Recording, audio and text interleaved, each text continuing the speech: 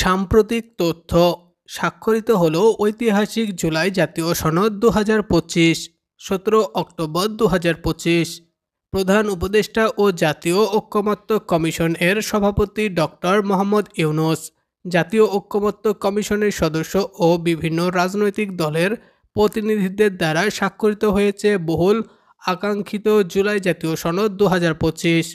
জাতীয় ঐকমত্য কমিশনের উদ্যোগে আয়োজিত জুলাই জাতীয় সনদ 2025 স্বাক্ষর অনুষ্ঠানে 25টি রাজনৈতিক দলের প্রতিনিধিরা উপস্থিত ছিলেন। অনুষ্ঠানের শুরুতে সূচনা বক্তব্য দেন কমিশনের সহ সভাপতি অধ্যাপক ডক্টর আলী রিয়াজ। এরপর সনদ স্বাক্ষর শেষে বক্তব্য দেন প্রধান উপদেষ্টা। এরপর গত 16 বছরের দুঃশাসন, দুর্নীতি, গুম খুন, শাপলা চত্বরের ও পিলখানা হত্যাকাণ্ড ও জুলাই আগস্ট গণঅভ্যুত্থান, জুলাই সনদ এর ওপর 7 মিনিটের একটি প্রামাণ্যচিত্র প্রদর্শিত হয়। এর নাম ভবিষ্যতের পথরেখা।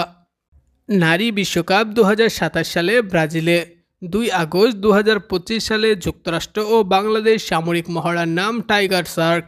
2030 সালের মধ্যে চাঁদে পারমাণবিক চুল্লি স্থাপন করবে যুক্তরাষ্ট্র। বিশ্বের দীর্ঘতম ঝুলন্ত সেতু ইতালি, সিলেটের ভোলাগঞ্জ 0 পয়েন্ট ধলাই নদীর তীরে। AIIB এর বর্তমান সদস্য দেশ 103, WIPO 194টি। ওয়ান ইন ওয়ান আউট চুক্তি ফ্রান্স যুক্তরাজ্য। ইংলিশ চ্যানেল পাড়ি দেওয়া বাঙালি 5 জন। মাওলানা ভাসানীর সেতু উদ্বোধন 20 আগস্ট 2025। দেশে বহুমাত্রিক দারিদ্র্যের হার 24.05। আগামী 2031 সাল পর্যন্ত টেস্ট চ্যাম্পিয়নশিপে আয়োজক দেশ ইংল্যান্ড। 2025 সালে নোবেল জয়ী সংখ্যা 14 জন।